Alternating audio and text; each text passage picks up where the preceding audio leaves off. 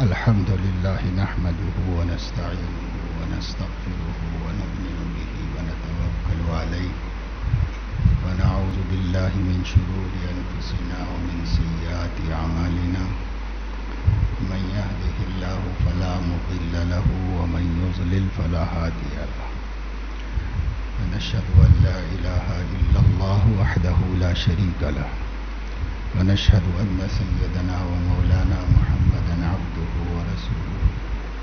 أرسله الله تعالى بالحق بشيرا ونذيرا بين يدي الساعة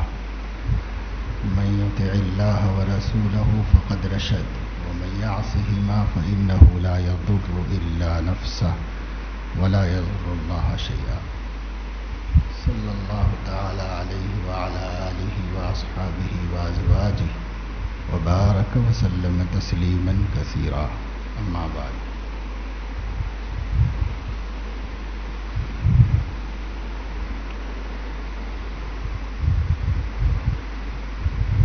محدث عظیم حضرت مولانا مفتی سعید احمد صاحب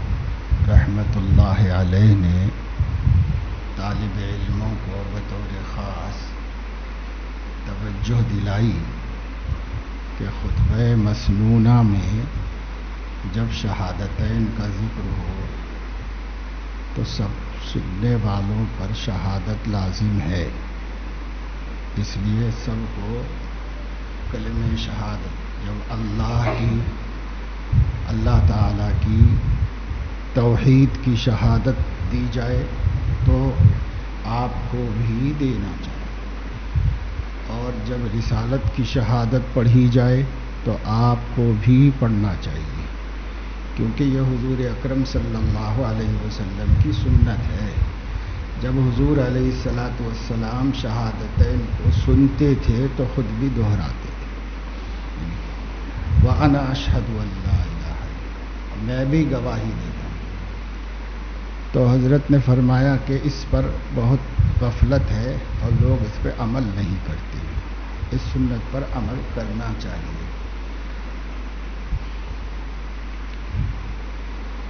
اور کل تک چند باتیں بیان ہوئیں اور کل کے درس میں علم دین بالخصوص علم حدیث کی فضیلت کیا ہے اس پر روشنی ڈالی گئی، اور یہ بات آپ کے سامنے کتاب و سنت کی روشنی میں رکھی گئی۔ اب جو مسئلہ ہے وہ کتابت حدیث کا مسئلہ ہے کہ حدیث کی کتابت نبی کریم صلی اللہ علیہ وسلم سے ثابت ہے یا نہیں۔ تو احادیث دونوں قسم کی، بعض حدیثوں سے احادیث مبارکہ کو لکھنے کی ممانعت معلوم ہوتی ہے اور بعض حدیثوں سے جواز معلوم ہوتا ہے۔ اس لیے صحابہ کرام رضوان اللہ علیہم اجمعین کے درمیان بھی لکھنے اور نہ لکھنے کے سلسلے میں اختلاف تھا۔ بعض اجلہ صحابہ اس کو جائز سمجھتے تھے اور بعض صحابہ کرام اس کو درست نہیں سمجھتے تھے۔ دونوں کے پاس دلائل تھے، احادیث موجود ہیں، جیسے حضور علیہ السلام نے مسلم شریف میں روایت ہے کہ خود فرمایا کہ لا تکتبوا عنی غیر القرآن، قرآن کے علاوہ دوسری چیزیں مجھ سے لکھو مت، جب مجھ سے سنو تو سنو، یاد کرو، محفوظ کرو، پر لکھو مت۔ وَمَن يَكْتُبْ عَنِّي غَيْرَ الْقُرْآنِ فَلْيَمْحُهُ، جس نے اگر ایسا کر لیا ہے میرے منع کرنے سے پہلے کہ لکھ لیا ہے، تو اگر وہ قرآن ہے تو رہنے دو، اور اگر غیر قرآن کو لکھا ہے تو اس کو مٹا دو اور اس کو محو کر دو۔ تو یہ صراحتاً ممانعت ہے کتابت حدیث کی۔ اور ترمذی شریف میں روایت ہے کہ استأذن النبی صلی اللہ علیہ وسلم فی الکتابتی فلم یأذننا، ہم نے حضور علیہ الصلاۃ والسلام سے حدیثوں کی کتابت کے سلسلے میں اجازت مانگی تھی تو آپ نے ہمیں اجازت نہیں عطا فرمائی، یعنی منع کر دیا کہ نہیں لکھا کرو جی۔ اسی طریقے سے حضور صلی اللہ تعالی علیہ وسلم کے ایک صحابی حضرت زید بن ثابت رضی اللہ تعالی عنہ، وہ حضرت معاویہ رضی اللہ عنہ کے پاس گئے تو حضرت معاویہ رضی اللہ تعالی عنہ نے ان سے ایک حدیث کی تحقیق کی اور دریافت کیا، تو حضرت زید رضی اللہ تعالی عنہ نے وہ حدیث ان کو سنا دی۔ حضرت معاویہ نے فرمایا اپنے منشی سے، کاتب سے کہ بھئی یہ حدیث لکھ لو، تو اس وقت حضرت زید بن ثابت رضی اللہ تعالی عنہ نے فرمایا کہ ان رسول اللہ صلی اللہ علیہ وسلم امرنا اللہ نکتب عنہ، کہ ان کی حدیثوں کو لکھیں ہم، اس سے آپ نے لکھنے سے ہم کو منع فرمایا ہے، حکم دیا ہے کہ ہم نہ لکھا کریں۔ چنانچہ حضرت معاویہ نے فرمایا کہ مت لکھو، تو اس سے معلوم ہوا کہ حضور علیہ السلام نے صراحتاً منع فرما دیا تھا کہ نہ لکھا کرو۔ اس کے برخلاف بہت سی احادیث ہیں جس سے پتہ چلتا ہے کہ لکھنے کی اجازت بھی دی ہے، لکھنے کا حکم بھی دیا ہے حضور علیہ الصلاۃ والسلام نے۔ چنانچہ بخاری شریف میں حضرت ابو ہریرہ رضی اللہ تعالی عنہ کا بیان ہے کہ انہوں نے فرمایا کہ صحابہ رسول میں مجھ سے زیادہ احادیث کا جاننے والا کوئی بھی نہیں ہے سوائے عبداللہ ابن عمر ابن العاص رضی اللہ تعالی عنہ کے، اور وجہ یہ ہے کہ وہ لکھ لیا کرتے تھے اور میں لکھتا نہیں تھا، تو وہ لکھ لیا کرتے تھے اور یاد بھی کیا کرتے تھے، میں صرف یاد کیا کرتا تھا، محفوظ رکھا کرتا تھا ذہن میں، صدر میں، لیکن میں لکھا نہیں کرتا تھا، اس لیے ان کے پاس مجھ سے بھی زیادہ ذخیرہ احادیث کا ہے۔ تو حضرت ابو ہریرہ رضی اللہ تعالی عنہ کا یہ فرمانا عہد رسالت میں حضور علیہ السلام کے حدیثوں کے لکھے جانے کا ثبوت ہے، اور اگر ظاہر ہے کہ حضور علیہ الصلاۃ والسلام سے اجازت نہ ہوتی تو وہ لکھتے کیسے؟ اس لیے کہ صحابہ کسی حکم کی مخالفت تو نہیں کرتے تھے حضور علیہ السلام کی۔ چنانچہ خود عبداللہ ابن عمر ابن العاص رضی اللہ تعالی عنہ سے بھی یہ روایت ہے ابو داؤد میں کہ انہوں نے کہا کہ میں حضور علیہ السلام کی سب باتیں گھر آ کے نوٹ کر لیا کرتا تھا، تو مجھ سے بعض قریشیوں نے کہا کہ ایسا مت کرو، اس واسطے کہ حضور علیہ السلام ایک بشر ہیں، کبھی غضب میں ہوتے ہیں، کبھی فرح میں ہوتے ہیں، تو خوشی کی حالت میں آدمی کوئی بات بولتا ہے اور غصے کی حالت میں کوئی بات بولتا ہے، تو ہر بات حکم تھوڑی ہوتی ہے، اس لیے حضور صلی اللہ علیہ وسلم ہو سکتا ہے بعض باتیں بتقاضائے بشریت کہہ دیتے ہوں، بتقاضائے نبوت بعض باتیں کہتے ہیں، تو ہم فرق کیسے کریں گے؟ اس وجہ سے سب باتیں نہیں لکھا کرو حضور علیہ الصلاۃ والسلام کی۔ تو جب کسی نے، ان کے دوستوں نے انہیں یہ رائے دی تو ظاہر ہے انہیں بھی کھٹک ہو گئی ہوگی، ہو سکتا ہے، تو وہ حضور علیہ السلام کی خدمت میں آئے اور انہوں نے حضور علیہ الصلاۃ والسلام سے صراحتاً یہ صورتحال بتا کر کے اجازت طلب کی کہ آپ کا حکم کیا ہے، آپ کیا فرماتے ہیں؟ تو حضور علیہ الصلاۃ والسلام نے اپنے منہ کی طرف اشارہ کر کے یہ فرمایا اکتب فوالذی نفسی بیدہ ما یخرج منہ الا حق، اس ذات کی قسم جس کے قبضے میں میری جان ہے، میری زبان سے حق کے علاوہ کچھ نہیں نکلتا، تو وہ کسی حالت میں ہو اس سے آپ کو خطرہ یا جھجک محسوس کرنے کی ضرورت نہیں، جو میں کہہ دوں وہ دین ہے، اسے لکھ لیا کرو، اس میں کوئی حرج کی بات نہیں ہے۔ تو ظاہر ہے کہ یہاں تو اجازت صراحتاً مل گئی، اور اتنا بڑا ذخیرہ حضرت عبداللہ ابن عمر ابن العاص نے مکتوب کر لیا تھا کہ حضرت ابو ہریرہ ان کا استثناء کر رہے ہیں کثرت حدیث میں کہ زیادہ ذخیرہ ان کے پاس ہے، اور وجہ بھی یہی بتا رہے ہیں کہ میں صرف یاد کرتا تھا اور وہ یاد بھی کرتے تھے، لکھ بھی لیا کرتے تھے، تو لکھ لینے سے مقید اور محفوظ ہو جاتی تھی ان کے پاس بات، اس لیے زیادہ ذخیرہ ان کے پاس ہے حدیثوں کا۔ یہ دو روایتیں ہیں جن سے بات سمجھ میں آ رہی۔ تیسری روایت بھی بخاری میں ہے، کتاب الحج میں آپ پڑھیں گے مناسک میں کہ حضور علیہ الصلاۃ والسلام نے جگہ جگہ خطبے دیے تھے اور احکامات بیان فرمائے تھے۔ ایک خطبے میں آپ نے جب احکامات بیان فرمائے تو ابو شاہ نامی ایک شخص نے حضور علیہ الصلاۃ والسلام سے عرض کیا کہ یا رسول اللہ یہ میرے لیے لکھوا دیجئے، یہ جو احکام آپ نے آج بیان فرمائے ہیں یہ لکھوا دیجئے تاکہ ہمارے ہاں محفوظ رہے، میں رکھ لوں اس کو اپنے ساتھ۔ تو حضور علیہ الصلاۃ والسلام نے لکھنے والوں کو حکم دیا اکتبوا لابی شاہ، کہ بھائی ان کو لکھ دو، آج کی باتیں، آج جو ہم نے احکام بتائے ہیں وہ ان کو لکھوا دو۔ تو حضور صلی اللہ علیہ وسلم نے یہاں صراحتاً لکھنے کا حکم فرمایا اور اس کے اوپر نکیر نہیں کی کہ بھائی لکھنا مناسب نہیں ہے، یہ آپ نے نہیں فرمایا۔ اور یہ واقعہ ہے حضور علیہ الصلاۃ والسلام کی حیات میں آپ کی وفات سے 80 دن پہلے کا، اس لیے اس کے مقابلے میں جو باتیں آپ نے فرمائی ہیں وہ ابتدائی زمانے میں فرمائی ہیں، اور یہ آخر میں صراحتاً آپ نے لکھ دینے کا اپنی ہی باتیں ہیں جو آپ نے بیان فرمائی تھیں، اسی کو تو احادیث شریفہ کہا جاتا ہے، اس کے لکھنے کی آپ نے حکم دیا تھا۔ اور اسی طریقے سے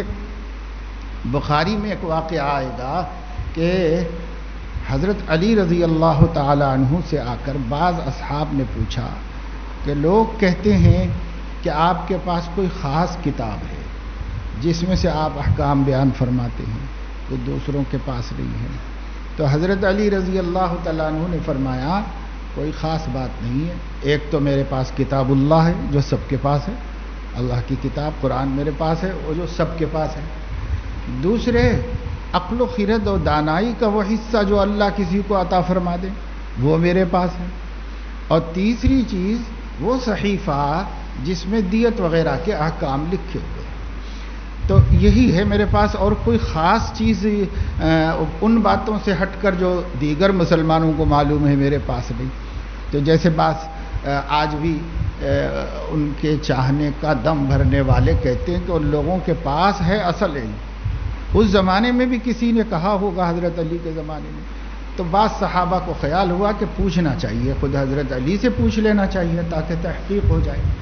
تو انہوں نے یہ بات بتائی، ایک تو میرے پاس کتاب اللہ کا علم ہے جو سبھی کے پاس ہے، دوسرے کتاب اللہ کو سمجھنے کی صلاحیت یہ وہ عقل ہے جو اللہ کسی کو کم کسی کو زیادہ عطا فرماتے ہیں، تو سمجھ کا وہ حصہ میرے پاس ہے، اور ایک صحیفہ ہے یعنی رسالہ ہے، چھوٹی سی کوئی تحریر ہے جو ان کے جو ہے بیلٹ میں رکھی ہوئی تھی، یہ رکھا ہوا تھا جس میں دیت کے احکام تھے، وہ بھی انہوں نے بتا دیے کہ بھائی کسی مسلم کو کافر کے بدلے میں قتل نہیں کیا جائے گا، اور یہ دو چار باتیں جو حضور علیہ السلام کی کسی موقع پہ بیان کی ہوں گی ان کے پاس وہ تحریراً محفوظ تھا۔ تو اس سے بھی پتہ چلتا ہے کہ عہد رسالت میں حضور علیہ السلام کے زمانے میں احادیث لکھی جاتی تھیں اور ان کو محفوظ کرنے والے کر لیا کرتے تھے۔ اور اسی طریقے سے ایک واقعہ ترمذی میں ہے کہ ایک انصاری صحابی نے حضور علیہ الصلاۃ والسلام سے یہ بات عرض کی کہ آپ بہت سی باتیں بیان کرتے ہیں اور ہم سنتے ہیں، تو انا نسمع عنک اشیاء، آپ سے بہت سی باتیں ہم لوگ سنا کرتے ہیں، آپ بیان کرتے رہتے ہیں، ہم لوگ سنتے رہتے ہیں، لیکن وہ مجھے یاد نہیں رہتی، بھول جایا کرتا ہوں، محفوظ نہیں رہتی میرے پاس۔ تو حضور صلی اللہ علیہ وسلم نے فرمایا استعن بیمینک، یعنی الخط۔ حضور صلی اللہ علیہ وسلم نے ان کو بتایا بھائی اپنے ہاتھ کی مدد لو، یعنی لکھ لیا کرو، تو لکھنے سے محفوظ ہو جائیں گی۔ اگر آپ کا حافظہ ساتھ نہیں دے رہا ہے اور آپ بھول جا رہے ہیں، زیادہ باتیں میری یاد نہیں رکھ پا رہے ہیں، تو استعین بیمینک، تو آپ اپنے ہاتھ کی مدد لیجئے، لے کر کے لکھ لیا کیجئے، تو لکھنے سے محفوظ ہو جائیں گے۔ تو حضور صلی اللہ علیہ وسلم نے خود ہی ان سے فرمایا کہ یہ طریقہ اختیار کرو حفاظت حدیث کا، تو یہ حضور علیہ الصلاۃ والسلام کے حکم سے اس کی اجازت ملی۔ اسی طریقے سے آپ کا حکم ہے قید العلم بالکتاب، کہ علم کو کتاب میں محفوظ کرنا، یہ بھی حضور علیہ الصلاۃ والسلام کا ارشاد گرامی ہے۔ تو اس طرح کی حدیثیں ہیں جن سے پتہ چلتا ہے کہ حضور صلی اللہ علیہ وسلم نے اگر ممانعت فرمائی تھی تو اجازت بھی دی تھی۔ تو دو چیزیں پھر بظاہر متعارض ہو گئی کہ آپ صلی اللہ علیہ وسلم نے منع بھی فرمایا اور آپ صلی اللہ علیہ وسلم نے اجازت بھی عطا فرمائی، تو اب اجازت کا اعتبار کیا جائے یا منع کا؟ اور صحابہ کرام میں سے ایک جماعت ہے جو منع کی قائل ہے اور ایک جماعت ہے جو اجازت کی قائل ہے، تو پھر صحابہ میں بھی یہ چیز مختلف ہی ہو گئی، تو پھر ترجیح کس کو دی جائے، اختیار کس کو کیا جائے؟ تو سب حدیثوں کو سامنے رکھ کر ممانعت کی توجیح کی گئی ہے اور اجازت کو اختیار کیا گیا ہے۔ ممانعت کی جو توجیح کی گئی ہے، ایک تو یہ ہے کہ چونکہ اس وقت قرآن کریم لکھا جا رہا تھا، اس لیے حضور علیہ الصلاۃ والسلام نے حدیثیں بھی لکھنے سے منع فرمایا۔ کہیں ایسا نہ ہو کہ قرآن حدیث میں اختلاط ہو جائے، کلام اللہ اور کلام رسول اللہ صلی اللہ علیہ وسلم کو لوگ کہیں گڑمٹ کر دیں، یہ خطرہ تھا، اور اس خطرے کی وجہ سے حضور علیہ السلام نے ممانعت فرمائی کہ کتاب اللہ جب لکھی جا رہی ہے تو پھر حدیثیں مت لکھو یا اس کے ساتھ مت لکھو۔ دوسری توجیہ یہ کی گئی ہے کہ مشابہت سے حفاظت، کہ بھائی کتاب اللہ لکھی جائے گی، وہ کتاب ہے، اور احادیث رسول صلی اللہ علیہ وسلم کو ذہن میں محفوظ رکھو، عمل میں محفوظ رکھو، بس یہ کافی ہے محفوظ رکھنے کے لیے۔ اسے کتاب اللہ کی طرح مشابہ نہ بناؤ کہ کتاب اللہ کو کتاب کی شکل دی جا رہی ہے تو حدیث رسول کو بھی کتاب کی شکل دی جائے، تو اشتباہ سے روکنا مقصد تھا، اور اس وجہ سے حضور علیہ السلام نے منع فرمایا۔ اور تیسری یہ کہ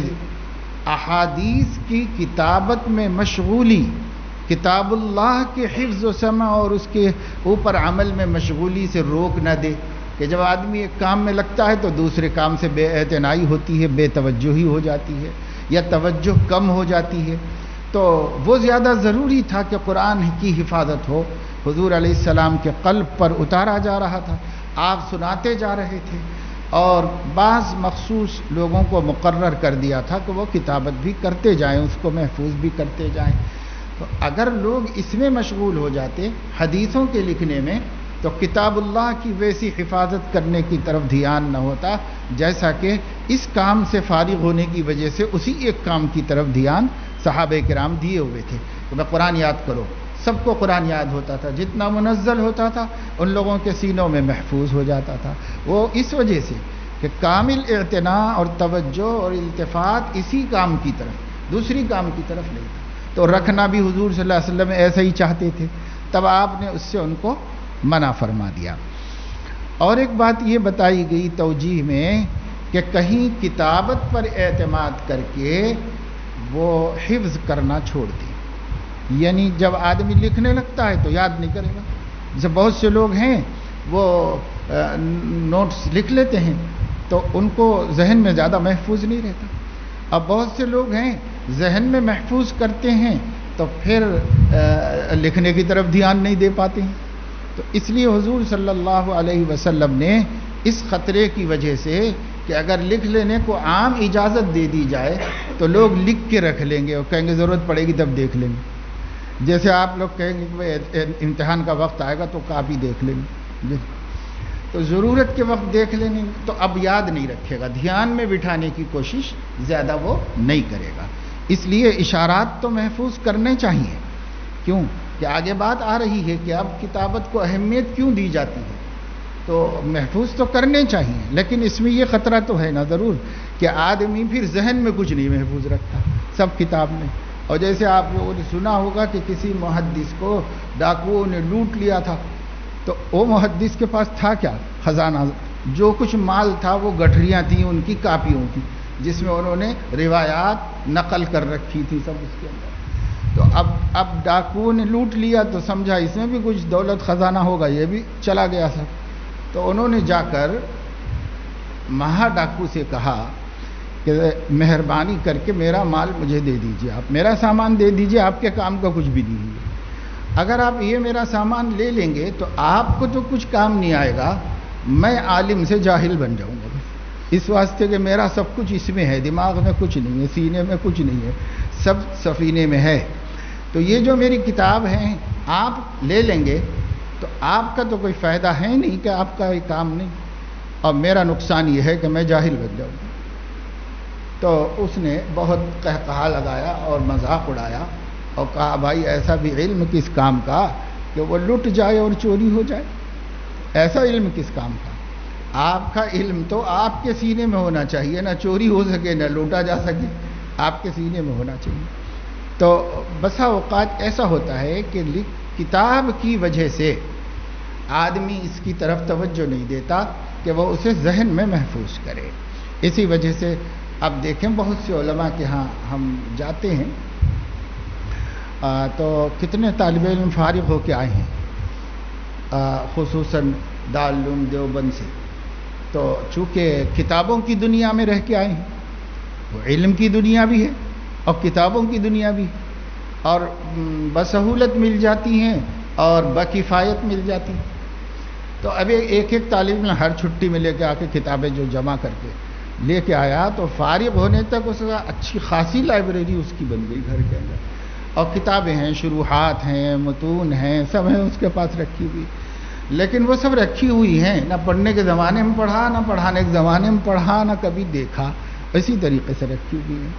حضرت شاہ صاحب دامت برکاتہم فرماتے ہیں، حضرت شاہ جمال الرحمن صاحب دامت برکاتہم، کہ پہلے زمانے میں اگر کوئی یہ کہتا کہ میں نے یہ کتاب دیکھ لی ہے تو اس کا مطلب ہوتا تھا کہ مکمل پڑھی ہوئی ہے اس کی اور سمجھی ہوئی. پھر ایک ایسا دور آیا جب وہ یہ کہتا تھا کہ میری کتاب دیکھ لی ہے تو ادھر ادھر سے تھوڑا تھوڑا دیکھ لیا ہے، بالاستیعاب نہیں دیکھا. اور اگر اس زمانے میں کوئی یہ کہتا ہے کہ میں نے یہ کتاب دیکھ لی ہے تو اس کا مطلب ہے کہ اس کا نام پڑھ لیا ہے، جلد دیکھ لی ہے، اس کو جمع کر رکھ لیا، بس یہ مطلب ہوتا ہے، سمجھے، کتاب دیکھ لینے کا. تو اب اس کتاب کے دیکھنے کے طریقے بدل جاتے ہیں زمانوں کے ساتھ ساتھ. تو بہرحال جو چیز کتاب میں ہوتی ہے آدمی اس کتاب کی اس کی وجہ سے غافل ہو جاتا ہے، حفظ کرنے سے، محفوظ کرنے سے وہ غافل ہو جاتا ہے. اس لیے حضور علیہ الصلاۃ والسلام نے ممکن ہے اسی وجہ سے صحابہ کرام کو یہ فرمایا ہو کہ نہیں لکھا کرو، تو اس سے ان کو یہ فائدہ پہنچانا تھا کہ توجہ دیں، دھیان دیں، غور سے سنیں، ذہن اور صدر میں محفوظ رکھیں اس کو، اور پھر عمل میں محفوظ رکھیں. اس طرح صحابہ نے حفاظت کی، وہ بات آگے آئے گی. اس میں یہی ہے کہ انہوں نے سینوں میں محفوظ رکھا، اعمال میں محفوظ رکھا، اور کتاب میں زیادہ توجہ نہیں دی محفوظ کرنے کی. تو یہ جوابات دیے گئے ہیں، گویا یہ توجیہ ہے ممانعات کی. تو ممانعت کی توجیہ کی گئی اور جواز کو اختیار کیا گیا. جو حدیثیں جواز کی ہیں ان کو اختیار کیا گیا، کیونکہ ممانعت صراحتاً بھی ہے، اشارتاً بھی ہے، اور جواز صراحتاً بھی ہے، اشارتاً بھی ہے. اس لیے جواز کو عدم جواز کی توجیہ کر کے جواز کو اختیار کیا گیا. اس کے بعد امت کا اس پر اجماع ہو گیا ہے کہ حدیث شریف لکھی جا سکتی ہے، لکھنی چاہیے، بلکہ اس پر اجماع ہو گیا ہے. حدیث شریف کو لکھنے کی ممانعت کا اب کوئی قائل نہیں. محدثین کے بعد محدثین نے اور محققین نے اس کو ترجیح دی اور اسے اختیار کیا، اور سب سے مضبوط توجیہ اس کو قرار دیا جو محدثین کا موقف ہے، وہ یہ کہ حضور علیہ الصلاۃ والسلام کی ممانعت ابتداءً تھی اور اجازت انتہاءً ہے، اخیر عمر میں ہے. اور جو چیز آپ نے اخیر میں اجازت دے دی ہے تو جب پہلی والی چیز کی وہ ناسخ سمجھی جائے گی، پہلی والی ممانعت اس سے ختم ہو گئی. اس لیے یہ موقف جمہور امت کا اور تمام محدثین کا ہے. چنانچہ چند ایک کی اس سلسلے میں جو رائے ہے آپ سمجھ سکتے ہیں. خطیب بغدادی کی رائے ہے کہ اس زمانے میں کتابت والا علم حفظ والے علم سے زیادہ محفوظ ہو گیا ہے۔ پہلے زمانے میں حفظ والا علم محفوظ ہوتا تھا، وہ کہتے تھے کتابت میں غلطیاں ہو سکتی ہیں لیکن حفظ میں غلطی نہیں ہو سکتی۔ کاپی میں کوئی دوسرا کچھ لکھ کے بڑھا گھٹا دے سکتا ہے لیکن سینے میں کوئی گھٹا بڑھا نہیں سکتا۔ تو اس وجہ سے پہلے اس علم کو اثبت کہا جاتا تھا۔ اب فرما رہے ہیں کہ کتابت والا علم اثبت ہے اور حفظ والا علم اثبت نہیں ہے۔ قاضی عیاض رحمہ اللہ فرماتے ہیں کہ اس زمانوں کے حافظوں کا حال اس بات کا متقاضی ہے کہ لکھ لیا جائے، اس لیے کہ نہ فہم میں پختگی رہ گئی اور نہ یادداشت میں وہ پختگی رہ گئی جو پہلے لوگوں میں تھی۔ اس لیے اب بہتر یہی ہے کہ حفاظت بالکتابت ہو، اسے لکھ کر محفوظ کیا جائے۔ امام شافعی رحمۃ اللہ علیہ نے فرمایا کہ یہ جو علم ہے نا یہ بدکتا ہے، جیسے گھوڑے بدکتے ہیں تو اسی طرح یہ علم بھی بدکتا رہتا ہے، لہٰذا اس کو بدکنے سے بچانے کا طریقہ کیا ہے؟ اس کو بدکنے سے بچانے کا طریقہ یہ ہے کہ کتاب جو ہے یہ اس کا حما ہے، یعنی حد ہے، رکاوٹ ہے کہ اس کے آگے نہ نکلے، تو کتاب اس کا حما ہے اور قلم اس کا راعی ہے، یعنی حفاظت نگہبانی کرنے والا اور نگہداشت کرنے والا، لہذا کتاب و قلم سے استفادہ کیا جائے۔ یہ امام شافعی رحمۃ اللہ علیہ نے کتابت کی اہمیت کو بتلایا ہے اس کو محفوظ رکھنے کے لیے۔ امام احمد رحمۃ اللہ علیہ فرماتے ہیں لولا الکتاب ای شیء کنا، اگر کتاب نہ ہوتی تو ہم کیا ہوتے؟ علم ہی کہاں ہوتا، علم ہی نہ ہوتا، کتابیں ہیں اس لیے ہم ہیں عالم۔ تو فرمایا کہ کتاب کی اتنی زیادہ اہمیت اب اس دور میں ہو گئی ہے۔ یحییٰ بن معین رحمہ اللہ کہتے ہیں جو لکھتا نہیں ہے وہ غلطی سے محفوظ نہیں ہے، اس لیے لکھنے والا کا اب یادداشتیں ایسی نہیں ہیں، اگر نہیں لکھ لو گے ضروری باتیں تو غلط محفوظ ہو جا سکتی ہیں اور آدمی اس میں گڑبڑ کر دے سکتا ہے۔ اس لیے اتنے بڑے محدث نے امام احمد رحمہ اللہ اور یحییٰ بن معین نے کہا ہے کہ جو لکھتا نہیں ہے وہ غلطی سے محفوظ نہیں ہے۔ حضرت عبداللہ ابن مبارک رحمہ اللہ جیسے محدث کا فرمانا یہ ہے کہ اگر کتاب نہ ہوتی تو ہم حافظ حدیث نہ ہوتے، ہم جو حافظ حدیث ہیں وہ کتاب کی وجہ سے ہیں۔ تو اس وجہ سے اب اس بات پر اجماع ہے کہ کتابت حدیث نہ صرف یہ کہ جائز بلکہ ضروری ہے، اور زمانے کے تقاضوں نے لوگوں کے فطری صلاحیتوں کو کمزور کیا ہے۔ فطری صلاحیتوں کے کمزور ہو جانے کی وجہ سے اب کتابت کا سہارا لینا بہت ضروری ہے، ورنہ حفاظت مشکل ہو جائے گی۔ تو کتابت کے جواز اور عدم جواز کے سلسلے میں یہ بحث تھی جو مختصراً آپ کے سامنے رکھی گئی تاکہ اس سلسلے میں بنیادی معلومات میں یہ بات بھی شامل حال رہے۔ اور اس کا جاننا اس لیے بھی ضروری ہے کہ بعض لوگ جو انکار حدیث کرتے ہیں اس میں ایک اعتراض ان کا یہ بھی ہوتا ہے کہ حدیثیں چونکہ لکھی نہیں گئی ہیں اس وجہ سے وہ محفوظ نہیں ہے، اور قرآن مجید لکھا گیا ہے عہد رسالت میں اس لیے محفوظ ہے۔ تو ایک اعتراض ان کا یہ بھی آئے گا، جب ان کا ایک اعتراض یہ آئے گا، ہم اگر یہ جانتے ہوں کہ کتابت تو عہد رسالت ہی سے شروع ہو گئی ہے اور عہد رسالت ہی میں بلکہ جن لوگوں نے حافظے کی سوء حفظ کی شکایت کی، ضعف حفظ کی شکایت کی صحابی رسول نے، اور خود حضور علیہ الصلاۃ والسلام نے ان کو لکھ لینے کے لیے فرمایا، تو اس سے معلوم یہ ہوا کہ اس زمانے میں بھی جن لوگوں کو اپنے حافظے پر کامل اعتماد تھا وہ لوگ تو احادیث کو اپنے ذہنوں ہی میں محفوظ رکھتے تھے اور تازہ بھی تھیں، اور جو ہے چونکہ فوراً اس پر عمل بھی کرتے تھے، تو بہت سی چیزیں عمل کی وہ نہیں ہوتی ہیں، تو ان کی حفاظت کیسے ہوگی؟ تو حافظے ہی میں محفوظ کیا ہوگا۔ پر اس کے بعد جن لوگوں نے یہ کہا حضور علیہ الصلاۃ والسلام سے، یہ حدیث بخاری شریف میں بھی آپ پڑھیں گے کہ حضرت ابو ہریرہ رضی اللہ تعالیٰ عنہ وہ ذرا افسردہ رہتے تھے، تو حضور علیہ الصلاۃ والسلام نے افسردگی کی وجہ پوچھی، تو انہوں نے کہا کہ یہ جو حدیثیں سنتا ہوں، 24 گھنٹے ساتھ رہتا ہوں، سب کچھ چھوڑ کے آپ ہی کی خدمت میں پڑا ہوا ہوں، لیکن پھر بھول جاتا رہتا ہوں، تو اس کا بڑا رنج ہوتا ہے، بڑا افسوس ملال ہے۔ تب حضور علیہ الصلاۃ والسلام نے ان سے کہا تھا کہ ذرا چادر بچھاؤ تمہاری، وہ چادر انہوں نے نہیں بچھائی، تو آپ نے لب بھر بھر کے اس میں کچھ ڈالا، جو کچھ نظر تو نہیں آ رہا تھا، لیکن آپ کوئی چیز اٹھا رہے تھے اس میں ڈال رہے تھے، اور فرمایا کہ لے جاؤ یہ سب۔ تو اس میں ان کو نظر تو کچھ نہیں آیا، لیکن اتنا دکھا کہ جب نبی نے کچھ ڈالا ہے تو ڈالا ضرور ہے، وہ کچھ ہوگا جو اس میں ڈالا ہے آپ صلی اللہ علیہ وسلم نے۔ اسے انہوں نے سمیٹ لیا اور سمیٹ کے اپنے سینے سے اچھی طریقے سے لگا لیا اور دبا لیا۔ پھر اس کے بعد سے سوء حافظہ کی شکایت ختم ہو گئی اور ان کو ہر چیز محفوظ رہنے لگی، ہر چیز محفوظ رہنے لگی۔ تو معلوم یہ ہوا کہ سب کا حافظہ یکساں نہیں ہوتا۔ البتہ جس زمانے میں حضور علیہ الصلاۃ والسلام تبلیغ رسالت فرما رہے تھے، اس زمانے میں اکثریت کا حافظہ بہت تیز ہوتا تھا، اور ان لوگوں کے ہاں یعنی وہ ایک ایسا دور تھا اور ایک ایسی قوم تھی جن کو لکھنے پڑھنے سے کوئی مناسبت بھی نہیں تھی۔ حضور علیہ السلام نے فرمایا نحن امۃ امیون، تو مگر یہ کہ وہ جاہل نہیں تھے، ان کے پاس علم بہت تھا، بس وہ لکھنے پڑھنے کے ذریعے سے نہیں حاصل کرتے تھے علم، وہ سینہ بسینہ حاصل کرتے تھے، تو بڑے بڑے قابل لوگ تھے۔ ایک مرتبہ حضرت مولانا سلمان صاحب مظاہری سابق ناظم مظاہر العلوم رحمۃ اللہ علیہ، بڑے عالم محدث تھے، انتقال کر گئے۔ تو ایک مرتبہ حضرت نے فرمایا کہ قرآن کریم نے جو بار بار مشرکین مکہ کو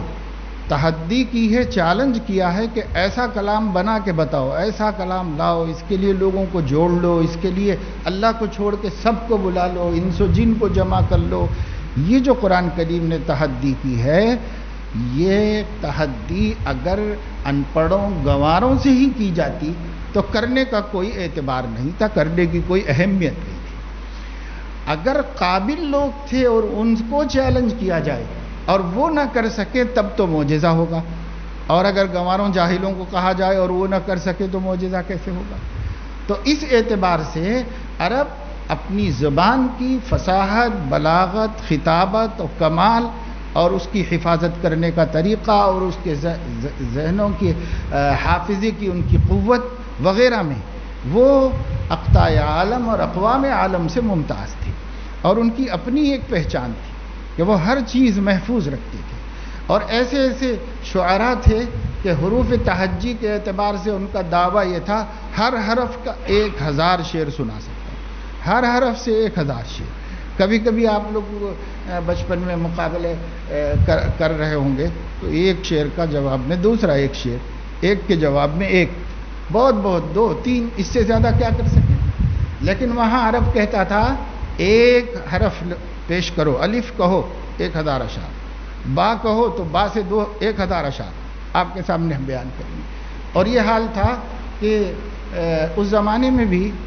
شریف خواتین وہ باہر نہیں نکلا کرتی تھیں اور مجمعوں میں نہیں جایا کرتی تھیں، اگرچہ کہ مشرکات تھیں، لیکن ان کی جو خادمہ ہوتی، ان کی جو باندیاں ہوتی، یہ باندیاں تو کم درجے کے لوگ مانے جاتے ہیں، تو باندی کو بھیج دیتی تھی مشاعرے میں، کیونکہ ذوق تھا سخن اور کلام کا، ذوق تو تھا مگر مردوں کے مجمع میں نہیں جاتی، تو انہوں نے اپنی باندیوں کو بھیج دیا، تو باندیاں جا کر مشاعرے میں بیٹھ گئی، رات بھر مشاعرہ ہوا، 1000 1500 اشعار اس وقت کے لوگ برجستہ کہتے تھے، کاغذ قلم لے کے ڈکشنری سامنے رکھ کے قافیے پہلے جمع کر کے اور اس کے بعد زبردستی کی شاعری، یعنی یہ نہیں تھی، بلکہ وہ بولنا شروع کرتے تھے، بولتے ہی چلے جاتے تھے اشعار، برجستہ تو یہ اشعار کہتے تو 1000 کہہ دیتے۔ تو تاریخ بتاتی ہے کہ یہ باندی گھر میں آ کے اپنے مالکن کو پورے 1000 اشعار اسی ترتیب سے سناتی جس ترتیب سے شاعر نے کہی۔ تو اب آپ بتائیے کہ اس زمانے میں جو حافظے کا لیول تھا، معیار تھا، اس کو کتابت کی ضرورت نہیں تھی، اور ان کی اکثریت ایمان لانے والوں کی اکثریت لکھنا پڑھنا جانتی بھی نہیں تھی، لیکن بعض لوگوں نے بطور ہنر کو اس کو سیکھا ہوا تھا. تو جو لوگ سیکھے ہوئے تھے انہوں نے اس کو لکھا ہوا تھا اور وہ لکھنے کو پسند کرتی تھی. چنانچہ حضرت عبداللہ ابن عمر ابن العاص رضی اللہ تعالی عنہ کا جو صحیفہ تھا اس کا نام الصادقہ انہوں نے رکھا تھا. الصادقہ، وہ الصادقہ کیونکہ صادق و مصدوق صلی اللہ علیہ وسلم کی باتیں تھیں، سب باتیں اس کے اندر وہ لکھا کرتے. اور اسی طریقے سے بعض واقعات ایسے پیش آئے کہ خود حضرت عبداللہ ابن عمر ابن العاص رضی اللہ تعالیٰ عنہ نے بعض صحابہ سے پوچھا کہ آپ لوگ یہ باتیں کہاں سے بیان کر رہے ہو؟ تو انہوں نے اس کے جواب میں کہا کہ ہمارے ہاں لکھی ہوئی ہے. تو اس سے معلوم ہوا کہ صحابہ کرام کے بہت سے افراد ایسے ہیں جن کے ہاں حضور علیہ الصلاۃ والسلام کی باتیں لکھی ہوئی تھی اور احادیث شریفہ مکتوب تھی. اس لیے یہ کہنا کہ لکھنا تو ابن شہاب زہری کے زمانے سے ہوا ہے تو لہذا اس سے پہلے محفوظ رہی یا غیر محفوظ، تو یہ بات سراسر باطل ہے دو اعتبار سے. ایک تو اس اعتبار سے کہ وہ لوگ لکھنے کے عادی بھی نہیں تھے، لکھنا مروج بھی نہیں تھا، بلکہ لکھنے والے پہ ہنستے تھے کہ ان کو دیکھو کہ صاحب لکھ رہے ہیں، ایسا معلوم ہوتا ہے کہ دماغ نہیں ہے ان کو. تو وہ ایک ایسا دور تھا، اس لیے اس دور میں نہ لکھا جانا یہ کمزوری کی علامت نہیں ہے یا بھولے جانے یا مختلط اور مشتبہ ہو جانے کی یہ ثبوت نہیں ہو سکتا. دوسرے یہ کہ تب بھی لکھا جاتا تھا یہ ثابت ہے. تو جب تب بھی لکھا جاتا تھا تو کتابت حدیث کا عمل عہد رسالت سے جاری ہے، اس لیے اس میں تسلسل ہے، انقطاع نہیں ہے، وہاں سے ہی یہ سلسلہ شروع ہوا ہے. گھڑی آج بھی نہیں لگائی آپ لوگوں نے گھڑی.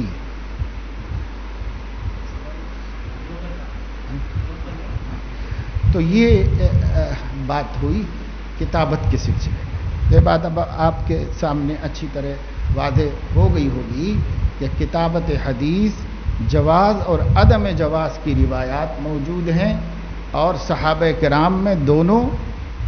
طرف رجحان رکھنے والے صحابہ بھی موجود تھے. اختلاف ان کے بعد میں پھر ختم ہو گیا اور جو روایات ممانعت کا بیان کرتی ہیں ان کی توجیح کر لی گئی ہے، معقول توجیح کی گئی ہے، اور جو روایات جواز کتابت کو بتاتی ہیں ان کو راجح اور آخر قرار دیا گیا ہے کہ آخر الامر یہی ہے کہ حضور علیہ الصلاۃ والسلام نے اجازت دے دی ہے اس کی. اور پھر یہ بات بھی سامنے آ گئی کہ عہد رسالت میں بھی صحابہ کرام لکھا کرتے تھے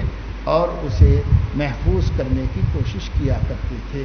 اللہ کے نبی صلی اللہ علیہ وسلم نے قرآن کے ساتھ اختلاط سے منع فرمایا کہ بھائی قرآن لکھو تو وہاں کچھ نہ لکھو، بس وہاں قرآن ہی ہو، تاکہ اللہ کی کتاب کی حفاظت پورے طور پر ہو جائے اور اس میں کوئی چیز اپنی طرف سے بڑھ نہ جائے، گھٹ نہ جائے. اس لیے اس کا تحفظ بھی کرا دیا اور اس کے تحفظ کے ساتھ کتابت کو حضور صلی اللہ علیہ وسلم نے جائز رکھا اور اس طرح یہ سلسلہ اس وقت سے شروع ہوا. اب تابعین کے دور میں صحابہ کرام کے بعد یہ اختلاف بھی ختم ہو گیا اور اس پر اجماع ہو گیا پوری امت کا کہ کتابت حدیث اشرف الاعمال ہے، بہت اچھا کام ہے اور اس زمانے میں اس کی ضرورت ہے. اور جو محدثین نے آپ کے سامنے محدثین نے جو رائیں بیان کی ہیں ان میں سے چند میں نے آپ کے سامنے بتا دی کہ کیوں ضروری ہے. اس لیے ضروری ہے کہ حافظے کم ہو گئے ہیں، فہم کمزور ہو گئے ہیں اور اختلاط اور التباس کے خطرے بڑھ گئے ہیں. اور پھر اس وجہ سے بھی کہ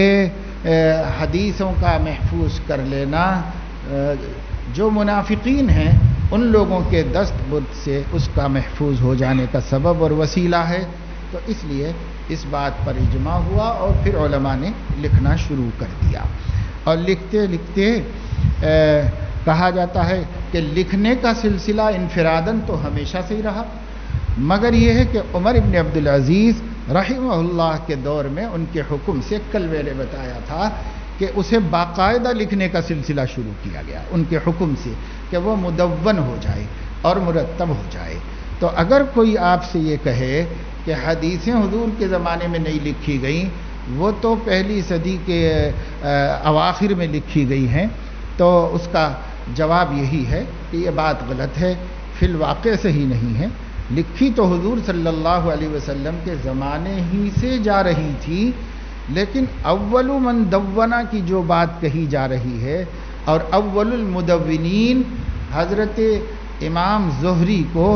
یا ابو بکر ابن عمرو ابن الحزم وغیرہ کو یا امام شعبی کو یا اور بھی کچھ نام آتے ہیں، ان کو اولین میں جو شمار کیا گیا، تو یہ مطلب نہیں ہے کہ یہاں سے لکھنا شروع ہوا ہے، بلکہ لکھنا پہلے سے شروع ہوا ہے. یہ کاتبین حدیث نہیں ہے، بلکہ یہ لوگ مدون حدیث ہیں، یعنی حدیث کو ذخیرے کے طور پر ایک کتاب کی صورت میں جمع کیا، اور جہاں جہاں سے مرویات ان تک پہنچی انہوں نے اکٹھی کر لی، الگ الگ نہیں رکھا اس کو، اسے جمع کر لیا. تو تدوین اور چیز ہے، کتابت حدیث اور چیز ہے. کتابت حدیث تو عہد رسالت سے جاری ہے، اور تدوین سیدنا عمر ابن عبدالعزیز رحمہ اللہ کے دور میں شروع ہوئی، اور پھر وہ تیزی سے بڑھتی چلی گئی یہاں تک کہ اصحاب صحاح کا دور آیا، اور ان لوگوں نے اسے ہر طریقے سے کانٹ چھانٹ کے نہایت محقق و مرتب طور پر اس کو جمع کر دیا، اور مرتب، محقق اور مبوّع طور پر اس کو جمع کر دیا. تو اب وہ خطرہ بھی نہیں باقی رہ گیا کہ حدیثیں کس کس طریقے کی ہوتی ہیں، کیا سب حدیثیں صحیح ہوتی ہیں، کیا سب حدیثیں معتبر مانی جا سکتی ہیں. اس کا خطرہ ٹل گیا اور ختم ہو گیا. اس کے باوجود ایک طبقہ ہے جو حدیث کی حجیت کا انکار کرتا ہے. تو اب اس کے بعد والا ٹاپک ہے حجیت حدیث، کہ حدیث دین میں حجت ہے یا نہیں، احکام شریعت میں حدیث شریف حجت ہے، دلیل بننے کے قابل ہے یا نہیں ہے. تو چونکہ ایک طبقہ اس کا انکار کرتا ہے، اور یہ طبقہ شروع زمانے سے خیر القرون میں پیدا ہو گیا تھا، لیکن چونکہ صحیح العقیدہ اور صحیح الفکر لوگ غالب تھے، اس لیے ان کی ہوا چل نہیں سکی، پر پیدا اس دور کے اندر ہو گئے تھے یہ لوگ. ان کی سرکوبی بھی کی گئی، اور اس کے ساتھ ساتھ جو ہے وہ زیادہ چل بھی نہیں سکے، کیونکہ عام آدمی بھی صحیح بات جانتا تھا، اور عام آدمی کا عقیدہ مضبوط تھا، اور دین بالکل صحیح تھا. تو اس وجہ سے زیادہ چلی نہیں ان کی بات. پر تھے کچھ لوگ جو یہ کہتے تھے حسبنا کتاب اللہ کی کتاب کافی ہے. اور خوارج بھی ہمیشہ اپنی ہر بات کی دلیل قرآن سے پیش کرتے تھے، اور دوسرے سے بھی یہ کہتے تھے کہ قرآن میں دکھاؤ، قرآن میں پیش کرو. دوسروں سے بھی یہ طلب کرتے تھے، اور خود بھی یہ کہتے تھے. پر خوارج بھی حدیث کے منکر نہیں تھے، انکار تو انہوں نے پھر بھی نہیں کیا تھا، لیکن انہوں نے کچھ ان غلط فہمیوں کا اپنے کو شکار کر لیا تھا کہ وہ جو چیز کتاب میں ہوتی تو پھر حدیث کی ضرورت نہیں سمجھتے تھے. تو اس طریقے سے وہ کسی غلط فہمی میں مبتلا تھے. تو انکار تو انہوں نے کیا نہیں حدیثوں کا، پر عملاً وہ حدیثوں کو مرجوح قرار دیتے تھے اور کتاب اللہ کو راجح. تو کتاب اللہ اپنے مرتبے کے اعتبار سے تو راجح ہے، لیکن احادیث شریفہ اس اعتبار سے کہ وہ دین میں حجت ہیں، اس اعتبار سے وہ اس کے مقابلے میں مردود نہیں، اس کے مقابلے میں اپنا مقام رکھتے ہیں، اپنی اہمیت و حجیت رکھتی ہیں احادیث شریفہ بھی. تو یہ جو انکار کرنے والا طبقہ ہے، اس انکار کرنے والے طبقے کو جو آگے چل کے ڈھیٹ ہوئے اور ضدی ہوئے، اور صحیح الفکر اور سلامتی عقل والا طبقہ آہستہ آہستہ کمزور ہوتا گیا، یا یوں کہہ لو کہ خیر القرون ختم ہوا اور شر القرون کا آغاز ہونے لگا. تو اب اس وقت میں انہی ابتدائی لوگوں کے کچھ خیالات کو مزید پکا کر اور بڑھا چڑھا کر جن لوگوں نے پیش کرنا شروع کیا، وہ تو صراحتاً انکار حدیث پر آ گئے کہ بھائی حدیث حجت ہی نہیں ہو سکتی، اور دلیل صرف قرآن کریم ہے، اس کے علاوہ کچھ نہیں. کتاب اللہ ایک ہی دلیل ہے اسلام کی، اور کوئی دوسری دلیل نہیں. تو اس پر آگے اور ضد پر آگے اور دلائل پیش کرنا شروع کر دیا.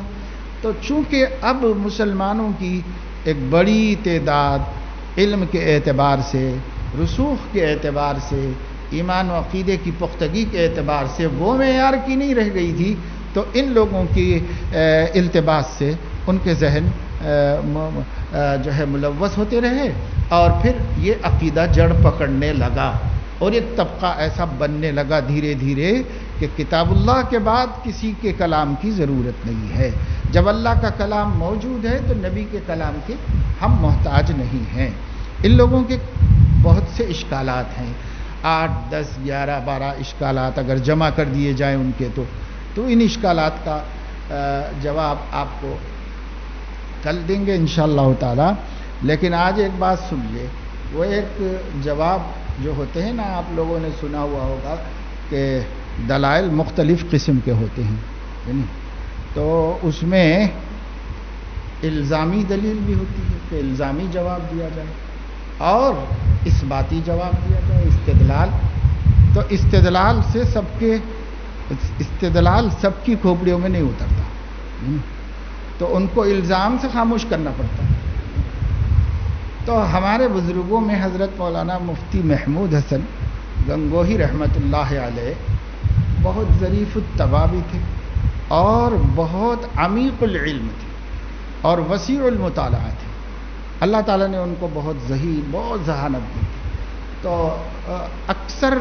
جاہلوں کو وہ الزامی جواب دے کر چپ کر دیتے، اس لیے کہ جاہل استدلال کو سمجھتا ہی نہیں۔ اگر با استدلال کار دی بودے، فخر راضی رازدار دی بودے،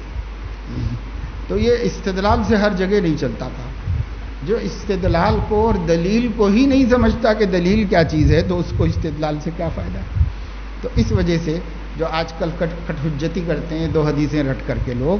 تو ان لوگوں کو الزامی جواب دینا چاہیے، ان کو استدلالی جواب دینے کا کوئی فائدہ نہیں ہے۔ وہ بیچارے نہ اصول جانتے، نہ ضوابط، نہ دلائل، کچھ بھی نہیں سمجھتے، بس ان کو ایک ضد ہوتی ہے۔ تو خیر، حضرت کو لندن گئے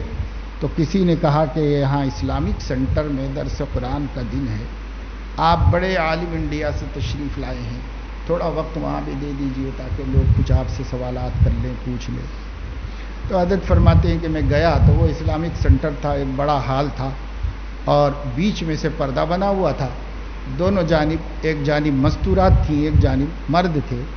اور اسٹیج کے لیے کوئی پردہ نہیں تھا، اسٹیج والے سب دونوں سامنے تھے ان کے، اور ان لوگوں کے سامنے اسٹیج والے تھے، البتہ آپس میں ایک دوسرے سے الگ تھی۔ اب تو وہ بھی ختم ہو گیا، پر حضرت کے زمانے کی بات ہے۔ تو حضرت نے فرمایا کہ میں اپنا رومال ڈال دیا کہ مجھے کوئی نظر نہ آئے اور کسی کو میں نظر نہ ہوں، بیٹھ گیا جا کے اسٹیج پہ۔ جب ان لوگوں کا اپنا پروگرام ختم ہوا تو اعلان ہوا کہ انڈیا سے بہت بڑے عالم آئے ہوئے ہیں، اگر کسی کو کچھ پوچھنا ہے تو پوچھ لے سکتے ہیں۔ تو حضرت فرماتے ہیں پہلا شخص کھڑا ہوا، سوٹڈ بوٹڈ، اور اس نے کھڑے ہو کر یہ کہا کہ میں آپ سے یہ پوچھنا چاہتا ہوں، جب ہدایت کے لیے قرآن کریم موجود ہے تو حدیث کی کیا ضرورت ہے؟ یہ پوچھنا چاہتا ہوں۔ تو حضور حضرت مفتی صاحب نے فرمایا کہ میں نے ان سے کہا کہ او ہو، اتنی اہم سوالات کے لیے آپ نے مجھے بلایا ہے، میں آپ سے پوچھتا ہوں کہ جب ہدایت کے لیے اللہ تعالیٰ کافی ہے تو رسول اللہ صلی اللہ علیہ وسلم کی کیا ضرورت ہے؟ تو وہ چپ ہو گئے، بیٹھ گئے۔ اب پھر کھڑے ہوئے اور کہنے لگے کہ اچھا اس کو چھوڑیے، یہ بات بتائیے کہ یہ فقہ کیا چیز ہوتی ہے؟ کس چڑیا کا نام ہے؟ تو حضرت نے فرمایا کہ فقہ کے معنی ہے دین کی سمجھ، اور دین کی سمجھ کو چڑیا وہی شخص کہے گا جو ناسمجھ ہے۔ تو اس لیے آپ کا سوال ہی غیر معتبر ہے۔ آپ کو سمجھ ہوتی تو آپ سمجھ پر اشکال نہ کرتے کہ سمجھ کو کیوں اشکال کر رہے ہیں آپ۔ تو پھر بیٹھ گئے، پھر دوسرا نہیں اٹھا، تیسرا نہیں اٹھا، وہ ایک میں ہی ختم ہو گیا قصہ، سمجھے نہیں؟ اس لیے کہ سب نے سوچا کہ یہ مولوی بڑا تڑاکے کا معلوم ہوتا ہے، جو کھڑے ہو جاؤ تو کچھ جواب دے گا اور شرمندہ کر کے بٹھا دے گا جو پوچھو تو۔ اور حالانکہ یہ سوالات ایسے ہی ہیں کہ ان کا الزامی جواب دیا جائے، اس لیے کہ نامعقول سوالات کا ایسا ہی جواب دینا چاہیے۔ بہرحال مولوی صاحب ہمیشہ استدلال کو گھستے بیٹھیں گے تو کام نہیں چلنے والا ہے، کہیں خاموش کرنے کا راستہ بھی اختیار کرنا پڑتا ہے۔ اللہ تعالیٰ اپنے فضل و کرم سے صحیح معنوں میں دین کی فہم نصیب فرما دے، اور کتاب و سنت کو اچھی طرح سمجھنا اور اچھی طرح سمجھانا اللہ تعالیٰ ہمارے لیے مقدر فرمائے۔ آمین وآخر دعوانا۔